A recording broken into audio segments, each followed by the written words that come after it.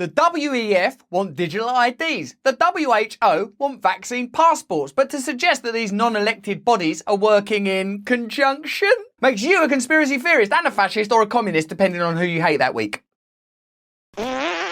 Hello there, you 5.2 million awakening wonders. Thanks for joining us on this journey to truth. Many bumps on the road, of course there are. Truth is a complicated and nuanced business, but we, as intelligent and awakening beings, can handle the conversation, deal with our own emotional complexity, our own prejudices, our own flaws, in order to pursue something noble, to come together in the mutual creation of something wonderful. Today we're going to be talking about our old friends at the WEF and the WHO, who seem to have some similar ideas for our well-being. They've come in to help us. They're going to have us digital ID'd up to the hilt. But is there a downside to being digital ID'd? I don't know. We'll look into it. We'll learn together. Maybe these people have our best interests at heart. If you are in the UK, come see me live, or I can talk about these things with you directly, as well as meditate and do breath work. This is a live experience that you'll love. I'm in places like Carlisle, Plymouth, Newcastle, Hull, Bristol, Glasgow, fantastic British cities and towns. You'll have a lovely time. This is a wonderful experience. If you want to come see me, there's a link in the description. I'll see you there. It's fantastic stuff. Now let's get into some bloody news, shall we?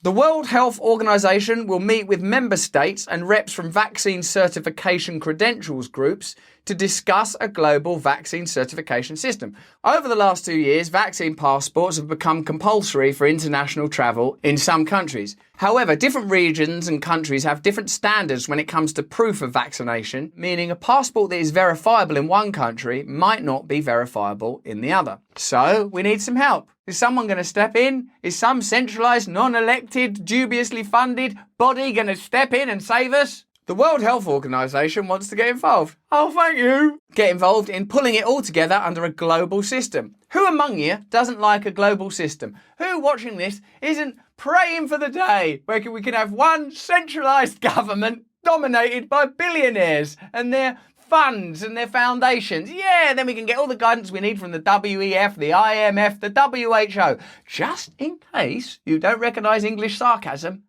that was it then. The WHO says it wants to create a trust framework. We're going to give you a trust framework. And once we got you in the trust framework, you'll have to trust whatever the fuck we tell you. Why are there so many bars on this trust framework? Can I open that door? Not without your digital ID, you don't. It's okay, we've embedded it in your hand. Beep, for trust. Beep, beep. Why is the door not opening? We don't trust you. Which will allow the verification of a vaccine passport anywhere in the world. Oh good, so you'll never be free. Co-founder of the Vaccination Credential Institute, VCI, Brian Anderson told Politico, VCI is the group behind smart health cards, which have been widely adopted in the US and have become the de facto vaccine credential standard. The WHO said that more details about the international vaccine pass would be released soon. That's all right, don't rush, we'll just wait for those terrifying WF videos. Hello, in the future, you'll sit fucking still and be happy.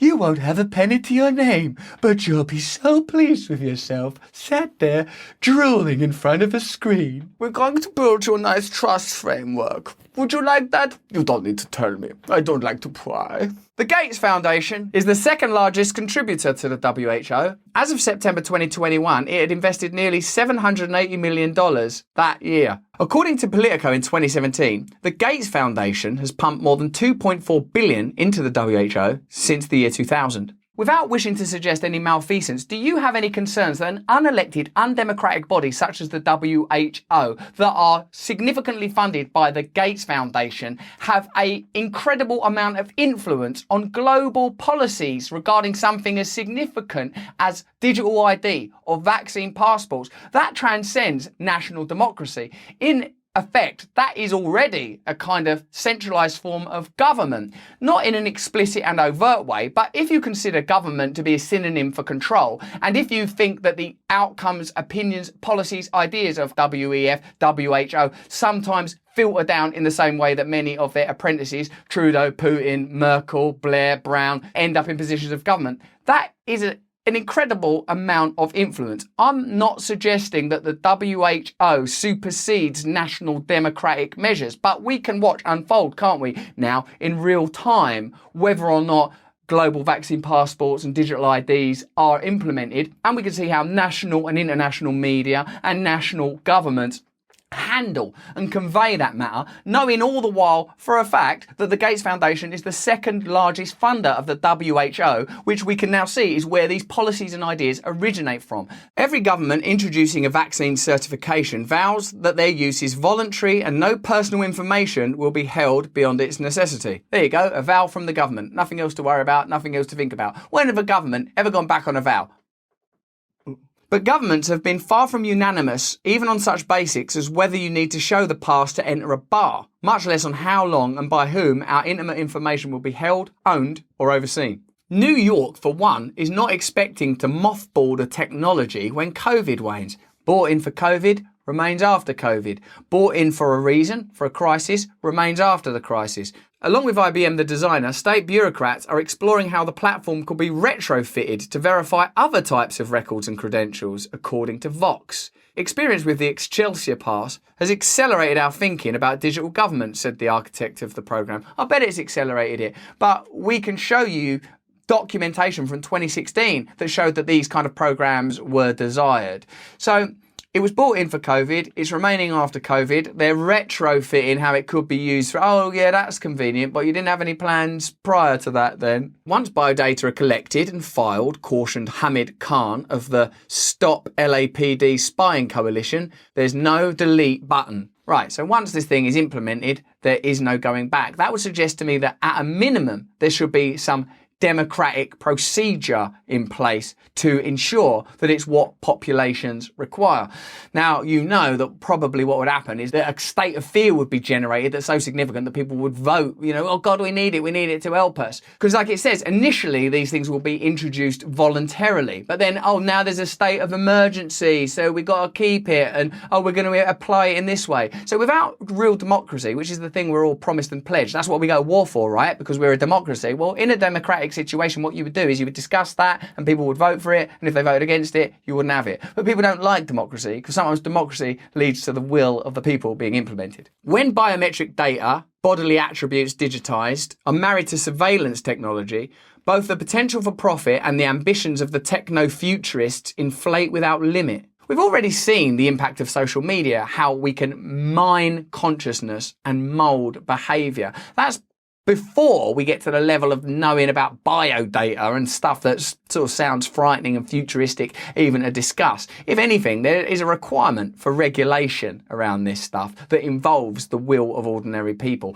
not more measures introduced that you can't walk back. It sounds like the individual pieces are falling into place to create a kind of dystopic metaverse where you are denied access to facilities or services because you don't have enough ticks next to the right vaccines, or you don't have the right kind of credit score or social credit score. Once you put these measures in place, then people in positions of corporate and governmental power can determine how it's utilised. So my general sense would be resist it pretty vehemently from the offset. One industry analyst predicts that the global biometrics market will grow 15% annually, reaching nearly $105 billion by 2028. The British tech firm Onfido envisions a seamless EU-wide identity verification, or IDV system, for online gambling, telemedicine, car rentals, electronic voting, and more. Scientists in academia and industry are working on a global biodata repository. It would be naive to assume these networks would not be linked. Convenience is how this will be sold, won't it? Like when I started to read electronic voting, telemedicine, I think, this will be so simple. We'll just be able to. What are you saving all this time for? What is this convenience? How's it working out for you? Even on the last century's models of convenience, consumer durables and machines and stuff hasn't led to more time. Your phone doesn't lead you to have more time. This is not the direction in which enlightenment is achieved. This is not for your benefit. It's pretending to be for your benefit so that you comply, but it's for their benefit. In 2020, Onfido called its immunity passport in development the linchpin of a new normality in a post-COVID-19 society. Terrifying phrase there, new normality. Once something is normal, you don't question it at all. It's just ordinary. That's just the way it is. This year, the company's chief privacy officer, got your work cut out, mate, told Biometric Update that proven immunity to the virus du jour might become a basic permission attribute. What's troubling about that is that even with the last virus,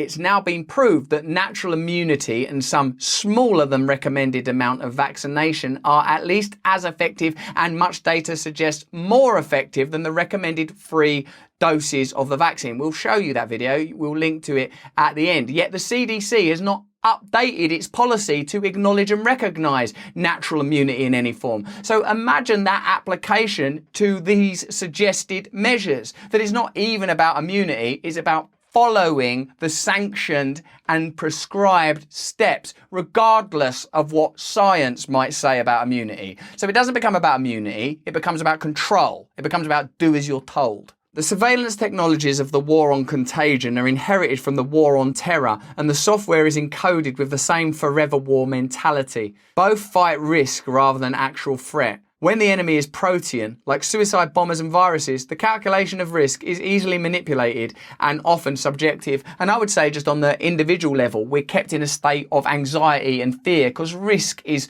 perpetual. I'm a person that feels a lot of anxiety and fear. If I'm told there's terror threats and disease threats, I'm in a state of constant anxiety. And you know yourself, when you're in those states, the way you respond to control is different. You welcome control because you're afraid. When I'm frightened, just on a personal level, I want mummy and daddy come and take care of me. What psychological role do you think the state ultimately plays? But in creating an environment of anxiety, you facilitate further control. Risk cloaked in statistics is a ghost in a suit. It starts to resemble a person. Who is the terrorist? Who is the COVID carrier? Among the contradictions of the pandemic is that collective safety requires honesty and mutual trust, yet the expression of that trust is vigilant mutual suspicion. The best bet is to fear everyone. What does that do to a society? What kind of environment does that create? What kind of communities does that create? And I'm talking about when you're down the shops, when you're out and about, when you're in your car. What does it feel like to be a human in your world? The world you were born to, that you inherited, that you have a right to participate in, that you have a right not to live in fear and under perpetual control in. The vaccination passport seems to solve this problem, replacing suspicion with certainty. But in admitting the vaccinated and deporting the unvaccinated, it also sorts the good biocitizen from the outlaw. Again, there's complexity to that. Watch our video on natural immunity, which a matter of months ago, you weren't even allowed to discuss at all. So these things change. The rhetoric of contagion has long mobilised xenophobia and legitimised racist and eugenicist citizenship and immigration policies. University historian Alan M. Kraut calls this medicalised nativism. Probably the evolutionary origins of suspicion of strangers in part is to some degree due to the suspicion of disease, change, the unknown. I'm talking in like atavistic fears that remain from hundreds of thousands of years ago. These things can be mobilised and utilised. It's helpful to keep people in a state of fear and desire. What do I tell you? What communication methods do our commodifying consumerist state use the whole time? Be frightened, be frightened. Here is an image of desire. You're not good enough. It keeps you spellbound and tethered to sets of ideas and systems that eliminate your ability to have bodily and personal autonomy. Passports have everything to do with borders, says Janelle Johnson, Associate Professor of Rhetoric, Politics and Culture at the University of Wisconsin-Madison and co-editor of Biocitizenship, The Politics of Bodies, Governance and Power. Securing borders is all about fear. The action of fear is to restrict movement. The passport allows for movement in both physical and economic ways. It also immediately suggests belonging, the people who belong and the people who don't. I know those of you that love the Bible will be talking right now about the mark and carrying the mark, and all citizens will carry the mark. The vaccine passport embodies the contradictions of the pandemic that birthed it. It guards borders, divides us from them. It also facilitates travel, and travel is an antidote to tribalism. In either case, it's not going away. Therefore, if it is indeed the prototype linchpin of a future, global, digital hyper-surveillance apparatus, we must demand that it be universally accessible, publicly owned and regulated, its workings transparent, and its uses stringently defined. Now, one thing we can be sure of when it comes to the WEF, the WHO, the Bill Gates Foundation, is that their end point, the destination of all this planning, all of this conjecture and discussion and funding is not, and now we give it to the public and they'll democratically vote. These things are privately introduced, privately regulated. There's no democracy. There's no public ownership. There's no transparency. whatever you think about the pandemic that we've been going through, one thing I'm sure you'll agree with is that the narrative kept shifting. There were things that could be discussed and things that couldn't be discussed, and the narrative shifted as more information became available or convenient, you might even argue. So indeed, as the writer says, if there is to be a technological advance of this nature, it very much should belong in the hands of the public. Are you confident that that's what will happen if the demands of the WHO, WEF, the Bill Gates Foundation are fulfilled? Because one thing I've noticed over the last, 4 decades or so, that transparency and democracy do not seem to be at the forefront of the intentions of the powerful. Of course, the rhetoric is very, very attractive and useful. Simplification, reductivism, all spewed out into the public space. But when it comes to, hey, I don't actually want to do this, your voice is usually eliminated and you're called a misinformationist or a terrorist or a whatever it is this weekist that legitimizes the shutting down of your particular voice. But that's just what I think. What do you think about this story? Is this something you've been aware of for a little while? How do you think we stand up to these powerful interests? What kind of alliances, nationally and internationally, do ordinary people need to start to form in order to be able to stand up to this stuff? You tell me in the comments below, because this conversation is what educates me. It's you that gives me the ability to understand these issues more clearly. Give this video a little like, share it around. If you enjoyed this video, have a look at the one before where we talked about natural immunity and that kind of stuff. It's an interesting complement to this video. Or have a look at this one. If you want to come and see me live, I'm in places like Carlisle, Plymouth, Bristol, Glasgow. I'd love to see you there. There's a link in the description. Sign up to my mailing list if you want to. It's just one click away. Most of all though, please, for God's sake, if you can, if it's still legal, stay free.